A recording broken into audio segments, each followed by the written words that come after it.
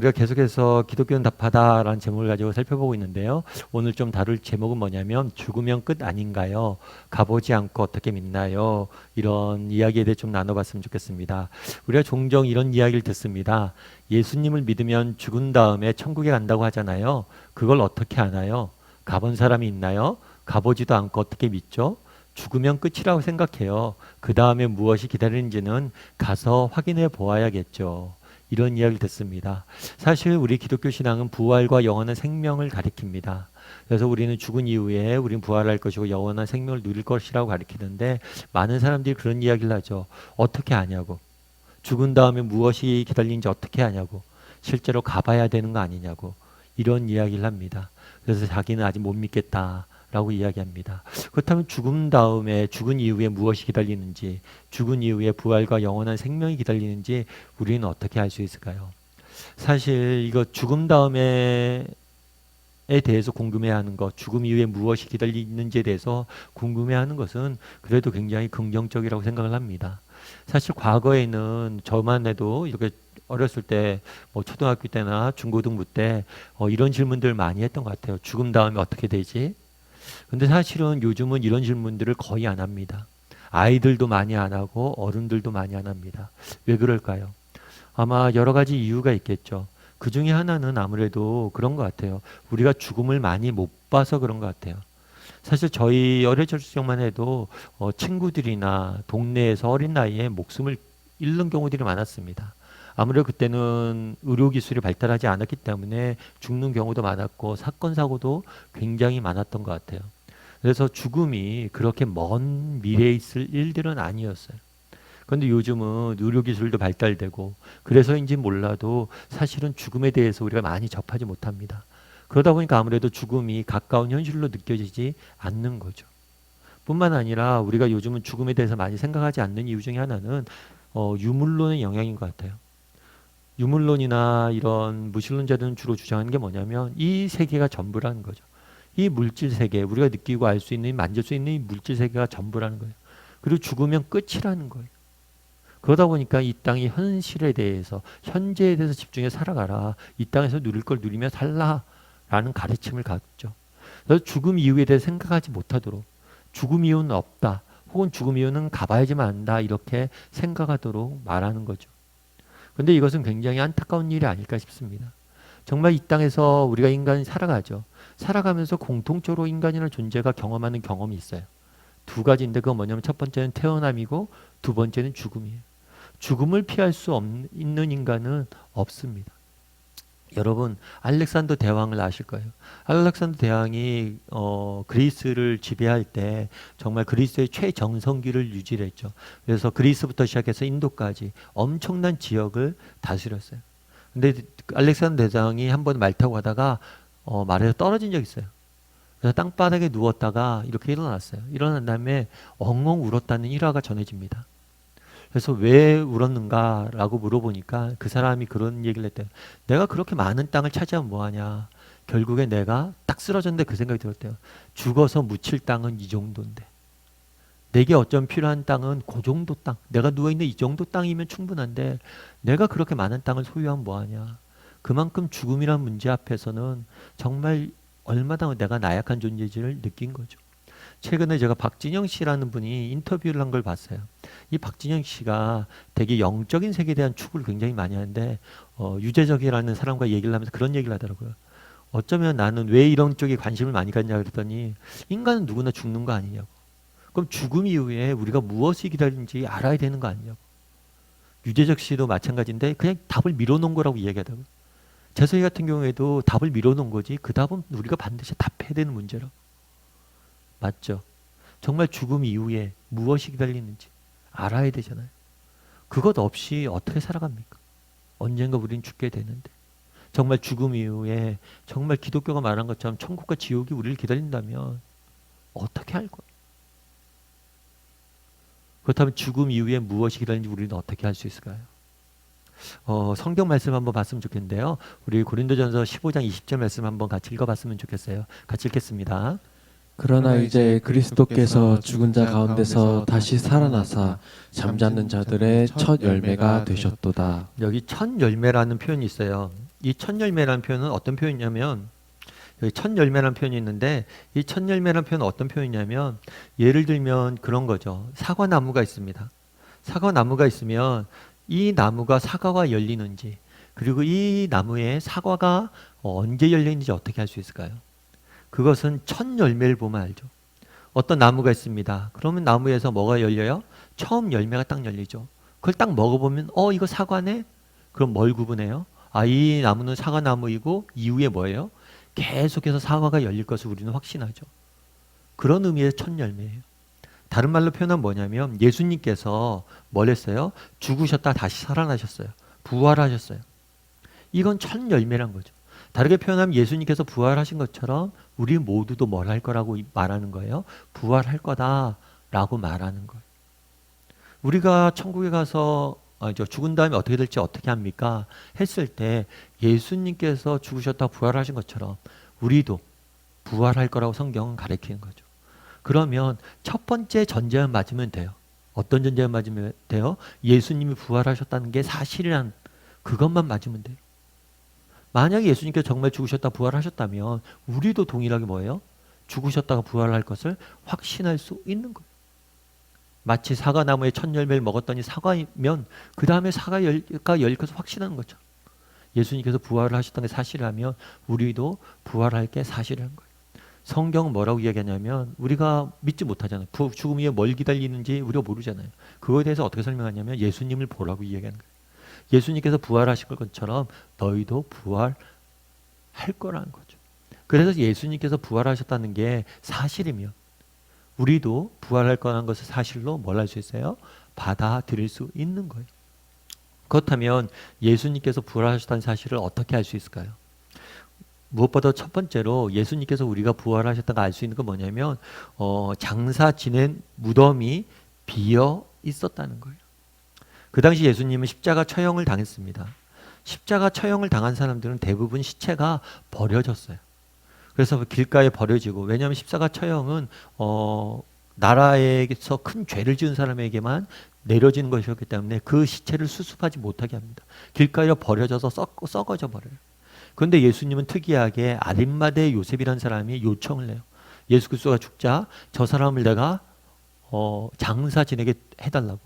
그러자 이 아림마대 요셉은 유대에서 그래도 존경받는 정치 지도자였기 때문에 로마가 함부로 그의 요구를 무시할 수 없었어요.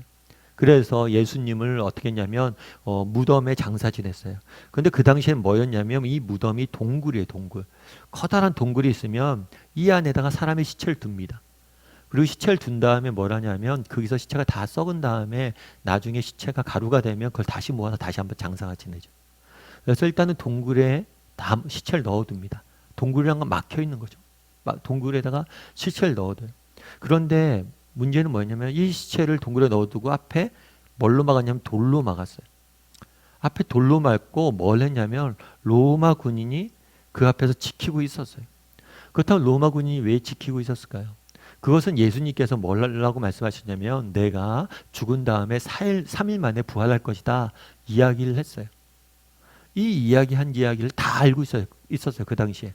유대 종교 지도자들도 알고 있었고 그래서 유대 종교 지도자들이 그렇게 얘기하는 거죠. 로마의 당국에다가 뭐라고 얘기하냐면 이 사람이 죽은 다음에 3일 있다가 부활할 거라고 얘기했다.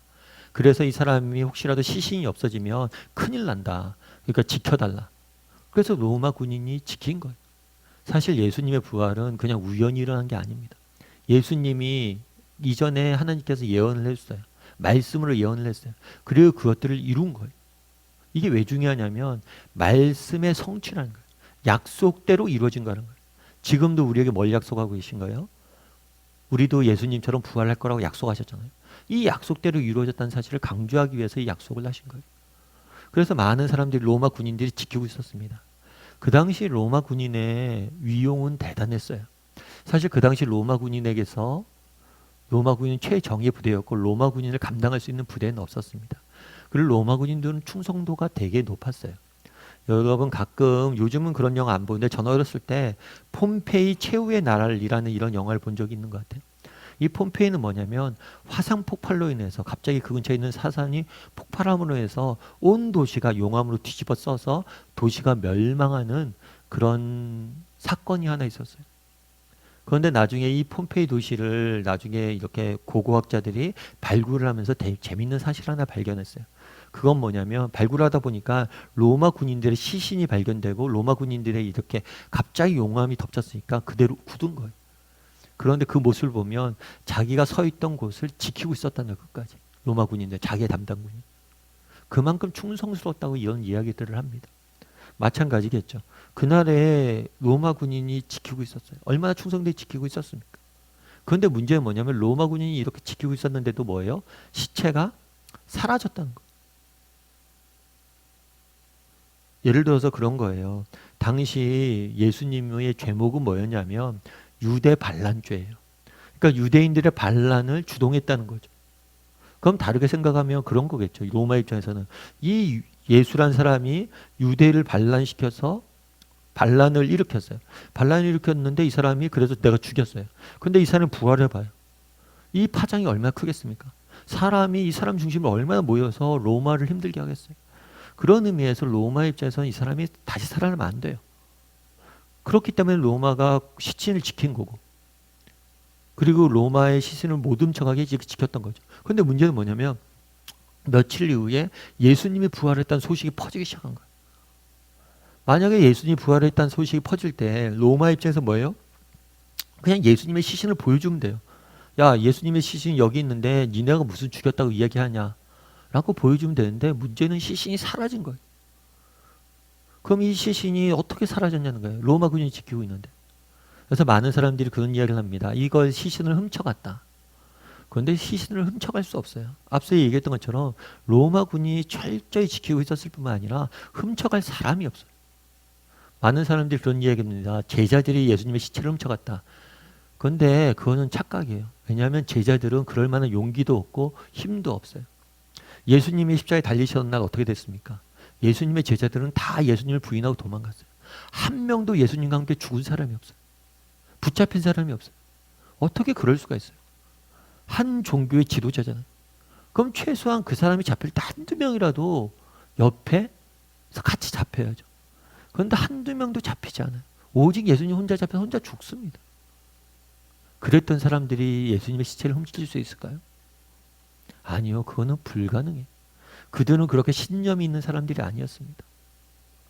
자신의 널 따르던 지도자를 지킬 만한 마음이 용기가 없었던 사람이. 그래서 예수님의 시체가 사라진 거예요. 그런 다음에 또다시 예수님 부활했던 증거는 뭐냐면 첫 번째는 빈 무덤이 있고 두 번째는 증인들이었어요. 그건 뭐냐면 예수님을 만난 사람들이 있었다는 거예요. 어떤 사람들이 있었을까요? 고린도전서는 에선 이렇게 이야기합니다. 같이 한번 읽어봤으면 좋겠습니다. 같이 읽겠습니다.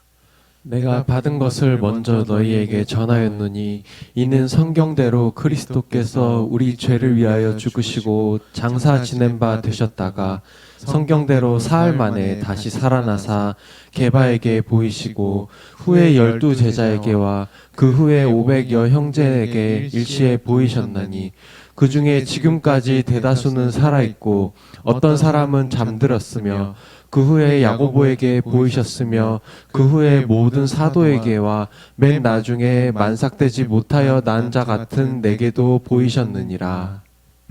아멘. 오늘 본문에 보면 이렇게 돼 있죠. 예수님께서 성경대로 뭘 했다고요? 다시 살아났다. 그런 다음에 뭐라고 표현하냐면 500의 형제에게 보였다. 형제만 500명이에요. 남자만 500명이에요.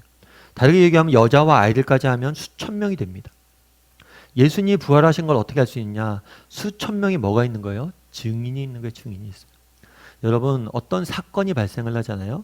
살인 사건이 발생하거나 어떤 사건이 발생하면 제일 먼저 찾는 게 뭐냐면 증인이에요.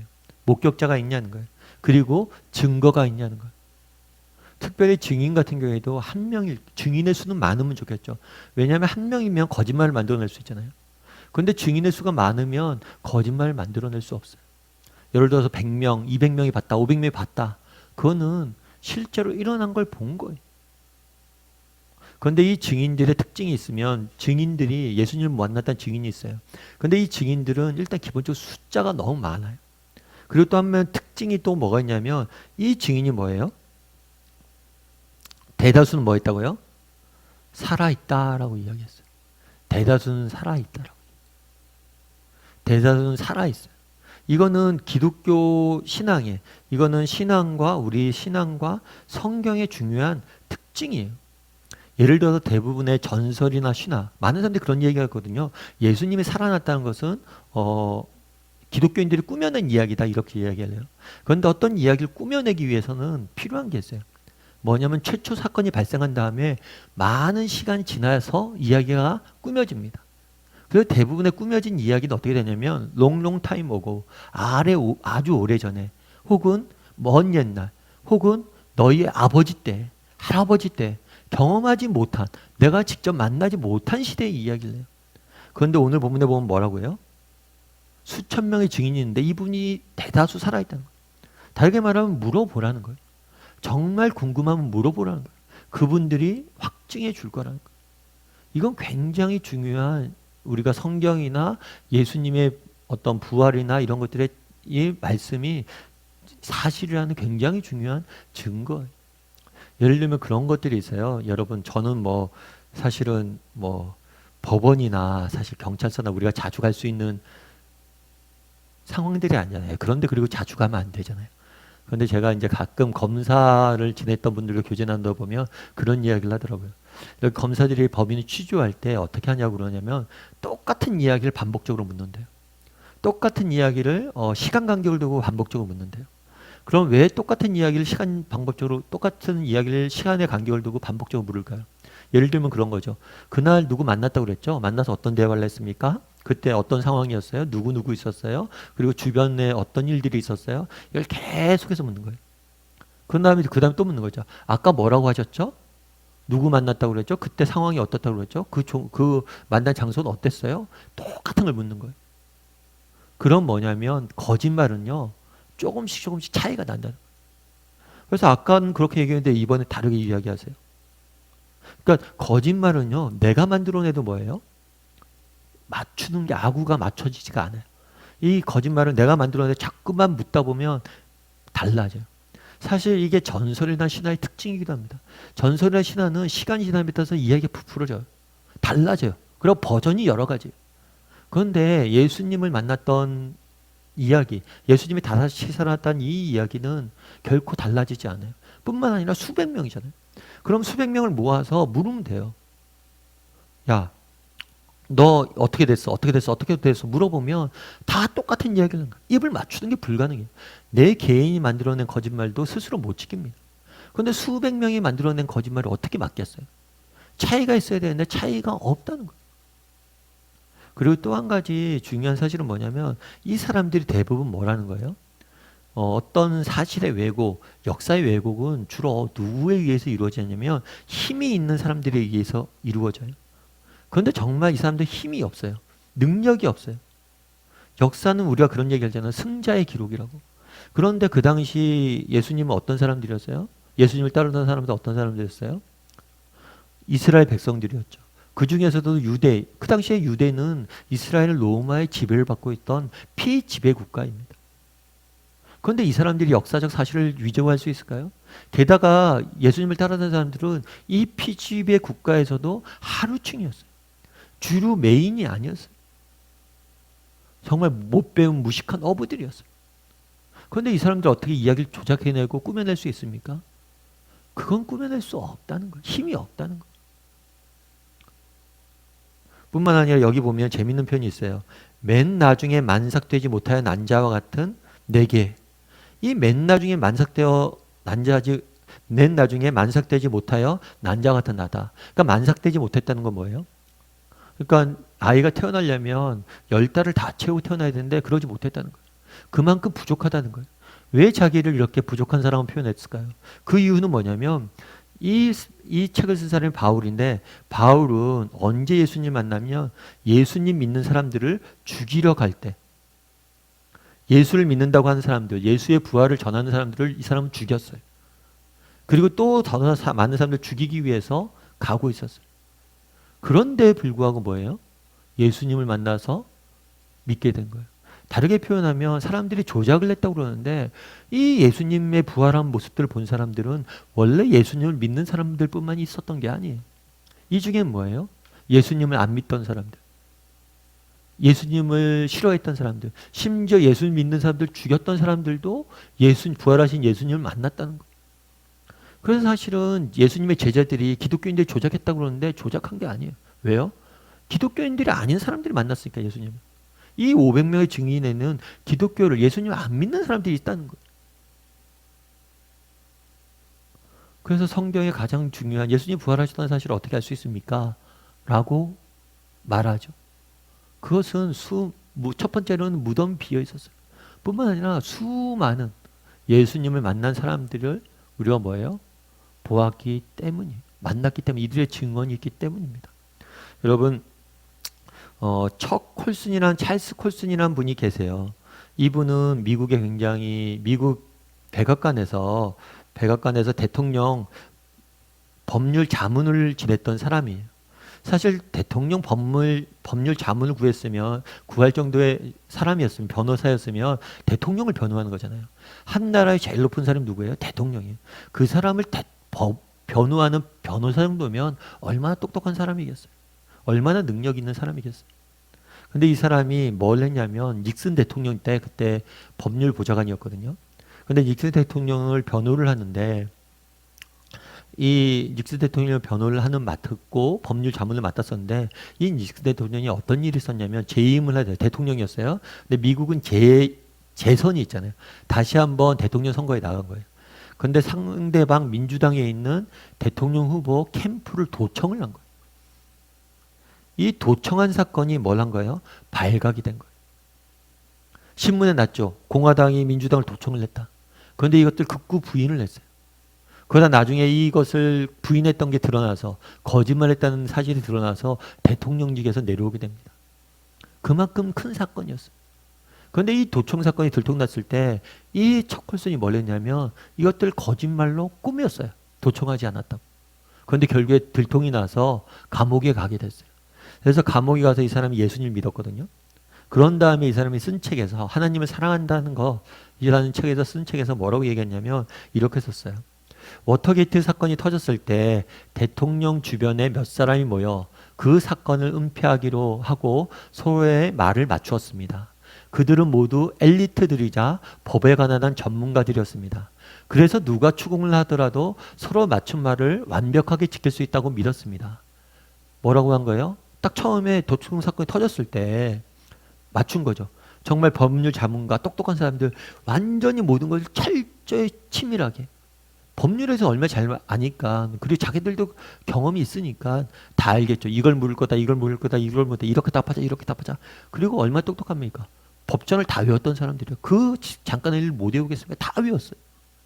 그런데 어떻게 됐냐면 그러나 오래지 않아 그들의 말은 서로 어긋나기 시작했고 결국은 모든 것이 들통나고 말았습니다. 어긋나기 시작했고 결국에 뭐 했다고요? 모든 것이 들통났다는. 그러면서 이렇게 써요. 그렇다면 그 머리 좋은 엘리트들이 무슨 까닭에 그토록 짜맞췄던 몇 마디의 말을 지키지 못해 감옥 신세를 지는 망신을 당해야만 했을까요? 그것은 진실이 아니었기 때문입니다. 왜 그렇게 똑똑한 엘리트들이 진짜 아주 작은 이야기를 짜맞췄는데 그게 이렇게 들통이 나서 망신을 당하고 감옥까지 가게 됐냐는 거예요. 그 이유는 한 가지는 진실이 아니었기 때문이라는 거예요. 다시 말해서 그것은 거짓이었기 때문입니다. 거짓을 영원히 지킬 수 있는 방법은 절대로 없습니다. 거짓은 스스로 정체를 밝히고야 맙니다. 거짓은 뭐예요? 스스로 정체를 밝히고 맙니다. 만약에 예수님께서 부활하지 못하셨다면 예수 부활은 제자들이 서로 입을 맞추어 꾸며낸 거짓말일 수밖에 없습니다. 그것이 사실이라면 그 무식한 어부들이 입을 맞춘 말은 한 달도 못 가 서로 어긋나기 시작했을 것이고 그 꾸며낸 말은 예루살렘을 넘기도 전에 허물어지고 말았을 것입니다. 그러나 그 무식한 어부들이 전한 예수 부활의 증거가 2000년이 지나도 무너지지 않는 것은 그것은 꾸며진 거짓이 아니라 아무도 허물 수 없는 진실이기 때문입니다.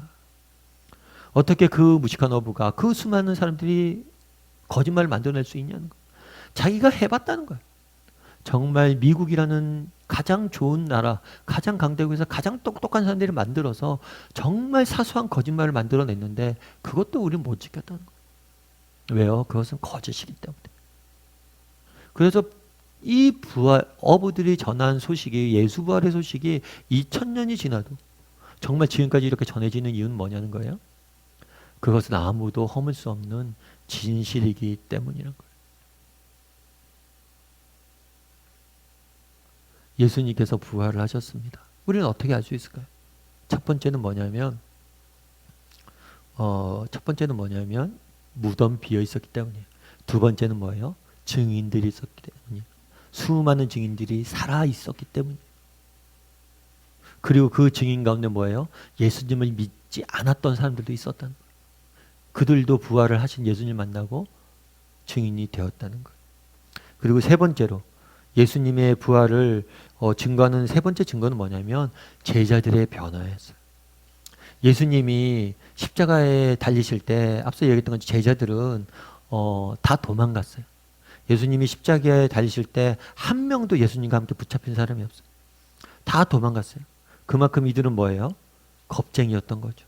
죽음 앞에서. 특별히 성경에 보면 베드로라고 예수님의 수제자가 있어요. 이 수제자는 예수님이 어떻게 재판받으시냐 근처에 갔다가 여종이 너도 예수님 쫓았던 그 사람이지, 그 제자지, 이렇게 여자아이가 묻자 두려워서 난 예수 모른다고 저주하고 도망갔던, 3번이나 부인했던 사람. 그만큼 이 예수님을 따랐던 사람은 어떤 신념도 사실은 없었어요. 그리고 용기도 없었던 그런 사람들. 그런 사람들이 뭘 한 거예요? 사실 어떤 면에서 자신 그런 생각을 해요. 저는 개인적으로 그런 생각을 하는데 예수님의 부활을 제자들이 지어냈다라고 이야기를 하잖아요. 그런데 그거 지어내지 않아요. 왜냐하면 여러분 제일 우리가 싫어하는 사람들은 어떤 사람들이에요? 배신자죠. 특별히 결정적인 순간에 배신한 사람들. 그 사람들 여러분이 신뢰할 수 있습니까? 정말 평소에 진짜 잘해주다가도 결정적일 때 내가 정말 이 사람들 필요로 할 때 배신을 해요. 친구도 그렇다고 그러죠. 우리가 친구도 내가 어려웠을 때 이 사람이 친구인지 아닌지 알 수가 있다고. 사실 그렇잖아요. 내가 정말 죽을 위기에 있고 정말 심각한 위기에 있을 때 정말 옆에 와서 나를 도와주고 정말 옆에 와서 나를 정말 말 한마디를 해주는 사람이 진짜 친구지, 평소에 나한테 잘하고 있다가 정말 내가 정말 힘들고 어려웠을 때 모르는 척하는 사람이 친구입니까? 근데 제자들이 그랬어요. 정말 예수님이 필요할 때 뭐예요? 모르는 척했어요. 예수님들이 자기에게 잘할 때 정말 쫓아다니는데 예수님이 필요할 때, 예수님에게 자기들이 필요할 때 도망갔던 사람. 어쩌면 이 사람들은 예수님이 부활하는 걸 가장 바라지 않았던 사람일 수 있어요. 왜냐하면 자기는 배신했잖아요. 무슨 면목으로 예수님을 봅니까? 정말 그러고 예수님이 부활했다고 해보십시오. 그러면 자기들은 뭐예요? 자기들을 예수님께서 받아주겠습니까? 그거는 정말 예수님이 부활하셨다는 걸 지어낼 심리적 상황이 아니에요. 특별히 예를 들어서 그런 경우들이 있을 수 있겠죠. 오랜 세월이 지나서 그 상처들이 아문 다음에 얘기를 지어낼 수 있지만 그런 것도 아니잖아요. 엊그저께 배신하고 도망갔는데 무슨 맛으로 예수님을 만나요? 그런데 이 겁쟁이였던 제자들이 뭘 한 거예요? 며칠 후에, 얼마 지나지도 않아서 뭘 한 거예요? 죽음도 두려워하지 않아. 그리고 당당하게 정말 사람들 앞에서 예수 그리스도를 증거하고 부활하고, 그리고 실제로 이들은 다 십자가 순교를 당하게 돼요. 어떻게 이렇게 사람이 변했냐는 거예요. 어떻게 이러한 일들이 일어나느냐는 거예요. 그거는 한 가지 이유밖에 없다는 거죠. 어떤 이유예요? 정말 예수님이 부활하신 것을 보았기 때문이에요. 아까 사도 바울 이야기도 했죠. 사도 바울이 어떻게 그렇게 변했냐는 거예요. 정말 그 전날까지 기독교인들 죽이기 위해서 애썼던 사람, 어떻게 그렇게 단 하루에, 단 한 시간에, 단 한순간에 그렇게 변화가 되냐는 거예요. 여러분, 사람이 변화되는 것은 오랜 세월을 통해서 변화가 됩니다. 그런데 한 사람이 단순간에 변하는 것은 특별한 경험, 한순간의 경험이 아니면 변화되지 않아요. 지식이 변해서 변화가 되는 것은요, 오랜 시간이 필요해요. 근데 경험은 한 번에 변화가 돼요. 그런데 바울은 뭐예요? 한 번에 변화가 됐어요. 어떻게 한 번에 변화가 됐어요? 예수님을 만났기 때문에 그래요. 이 제자들의 변화된 모습, 예수님을 만나는 사람들의 변화된 모습에서 우리는 뭘 찾을 수 있는 거예요? 부활의 증거를 찾을 수 있는 거. 그리고 이거는 오늘날도 마찬가지로 이루어지고 있는 일들이. 여러분, 아까 얘기했잖아요. 찰스 코스. 이 찰스 코스는 그런 사람이에요. 미국에 있는 백악관에서 백악관의 고위 공직자까지 오르려면 얼마나 저기 했겠습니까? 정말 얼마나 열심히 살았겠어요. 얼마나 똑똑했어요. 뿐만 아니라 굉장히 정치적인 사람이에요. 예수님도 안 믿고 정말 목적을 위해서라면 피도 눈물도 없이 그걸 이루기 위해서 뭐든지 하는 사람이에요. 그러니까 거짓말도 막 그렇게 지어내고 그렇게 되죠. 근데 이 사람이 감옥에 가서 예수님을 만났습니다. 그래서 하나님을 사랑한다는 것 책을 썼어요. 그 책에서 뭐라고 하냐면 내 인생에 가장 고귀한 것, 내 인생에 가장 가치 있는 것, 소중한 것은 언제 얻었다고 그래요? 감옥에서 얻었다라고 이야기해요. 그래서 백악관에서 감옥으로. 감옥에서 정말 내 인생에, 백악관이 아니라 감옥에서 내 인생에 가장 가치 있고 존귀한 것을 얻었다고 이야기해요. 왜요? 부활하신 예수님을 만났기 때문에. 그분이 살아있음을 아니까. 죽음 이후에 뭘가 기다리는지 아니까 그 백악관의 화려한 삶들이 뭐예요? 아무런 의미가 없어지는 거죠. 여러분 그런 이야기 하죠. 권력의 한 번을 맛을 본 사람은 그 맛을 잃지 않는다고. 놓지 않는다고. 그래서 많은 사람들이 그런 거 아닙니까? 물러날 때 모르고 끝까지 붙잡고 있는 거 아니에요? 그리고 물러났다가도 다시 한번 그걸 잡기 위해서 애쓰는 거 아니에요? 그런데 그 모든 권력력도 다 사라지게 만든 이유가 있어요. 그건 뭐냐면 부활하신 예수님을 만났기 때문에. 죽음 이후에 무엇이 기다리는지 알았기 때문에. 그 다음에 뭐 어떤 사역을 했냐면 이 사람이 교도소, 선교소 사역을 했어요. 그래서 이곳에서 정말 사람들을, 정말 죄수들의 가족을 돌보고 후원한 일들을 오랫동안 했습니다. 지금도 이런 변화들이 일어나고 있다는 거예요. 제가 지난번에 한번 말씀드렸는데 북한에서 한번 재밌는 이야기가 있었어요. 실제로 이거는 북한에서 일어난 실화라고 그러더라고요. 북한이 이제 예를 들어서 북한에서 이제 그런 거였잖아요. 처음에는 완전히 이제 외부와 단절돼서 지냈어요. 그러다가 어느 순간부터 외부와 소통도 하고 교류도 하고 그러다 보니까 북한 내에도 어떤 종교의 자유나 이런 것들이 있는 것처럼 선전할 필요성들이 있었어요. 그래서 뭘 했냐면 북한 이제 남북한 교류도 있고 남쪽에서 민간 교류가 이루어지면서 목사님들이나 신부님도 오고 그러니까 그걸 보여주기 위해서 일부러 뭘 했냐면 봉수교회와 장충 성당을 지었어요. 일부러 교회와 성당을 짓고 뭘 했냐면 공산당 간부의 부인들을 그곳에 가서 앉혀둔 거예요. 앉혀두고 마치 형식적으로 예배드리는 것처럼 모습을 보여주고 그것도 찍어서 홍보도 하고 그렇게 했어요. 그런데 진짜 재밌는 건 뭐냐면 이렇게 형식적으로 보여주려고 그렇게 연극을 한 거죠. 연극을 했는데 희한한 건 뭐냐면 시간이 지나니까 그 가운데 믿는 사람들이 생긴 거예요. 그러니까 이상한 거예요. 공산당 간부고 연극을 하는데 믿는 사람들이 생긴 거예요. 그리고 나중에 알아보니까 뭐냐면 그곳에다 성경을 비치해놨대요. 그 사람들이 그런데 연극이다 하고 뭐 형식적으로라도 성경을 읽었죠. 근데 성경을 읽다 보니까 뭘 한 거예요? 변화가 된 거예요. 예수님을 믿기 시작한 거예요. 이게 기독교예요. 이게 말씀의 능력이고 부활하신 예수님을 만났던 사람들의 증언이에요. 우리가 예수님이 부활하신 것을 어떻게 할 수 있습니까? 정말 성경에 살아있는 말씀이면 어떻게 할 수 있습니까? 만난 사람들이 있다니까. 그들의 변화를 보라는 거예요. 어떻게 그런 변화가 일어나냐? 어떻게 바울이 정말 예수 그리스도를 줄려다가 변화가 일어납니까? 어떻게 봉수교회에서 그냥 형식적으로 연극하던 사람들이 성경을 보다 예수님을 믿어요? 어떻게 백악관에 그 권력을 누리다가 감옥에 간 사람들이 예수님을 믿어요?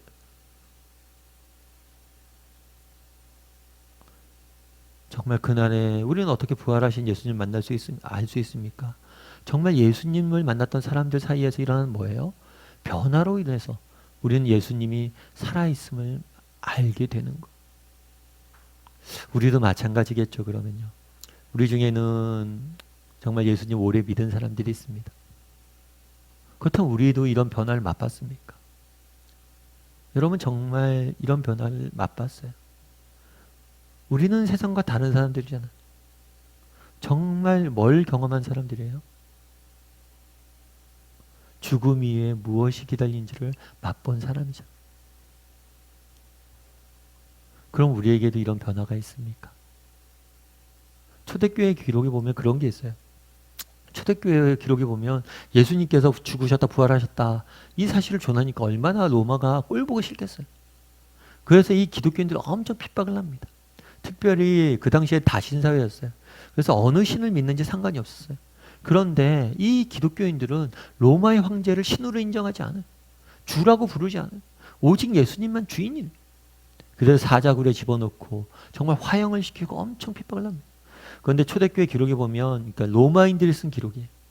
로마인들이 쓴 기록에 보면 뭐 어떤 기록이 있냐면 이 사람들은 이상한 사람들이에요. 왜 이 사람들이 이상할까? 막 사자굴에 들어가기 전날입니다. 그런데 감옥엔 찬송을 부르고 어린아이들이 기쁘게 노래하고 찬양 드리고 있다. 내일이 죽음인데도 전혀 죽음을 두려워하지 않는다는 거예요. 그리고 요즘 코로나가 되게 심했는데 코로나가 심한데 그 당시에 로마에도 역병이 일었어요. 그 로마 인구의 3분의 1이 죽었어요. 그런데 이상하다는 거예요. 이 기독교인들은. 남들은 죽음이 들어와서 다 방에 가둬져 있는데 나와서 환자를 돌본다는 거예요. 죽음을 무릅쓰고 이 사람들을 한다는 거예요. 그런데 이 사람들이 어떻게 죽음을 무릅쓰고 죽음을 두려워하지 않고 사람들을 돌보냐는 거예요. 그래서 이런 모습들을 보고 로마에서 사람들이 그리스도를 믿기 시작한 거예요. 진짜인가 보다. 저 사람들이 저렇게 죽음을 두려워하지 않고 변화된 모습을 보니까 진짜인가 보다. 그만큼 복음의 능력이 있고 말씀의 능력이 있고 부활은 사실이라는 거예요. 그리고 오늘날에도 그렇게 변화된 사람들이 너무나 많다는 거예요. 우리도 마찬가지. 우리도 이런 변화가 있잖아요. 사실 저는 우리에게도 이런 믿음이 있다고 생각합니다. 사실 죽어가는 과정이 두려울 수는 있어요. 병에 걸리고 고통이 있고 이건 두려운 게 당연한 거예요. 하지만 우리가 정말 믿는 사람들은 죽음 자체는 두려워하지 않습니다. 왜요? 죽음 이후에 무엇이 기다리는지 알기 때문에. 그래서 우리가 증인이에요. 예수님을 부활하셨다는 걸 어떻게 할 수 있습니까?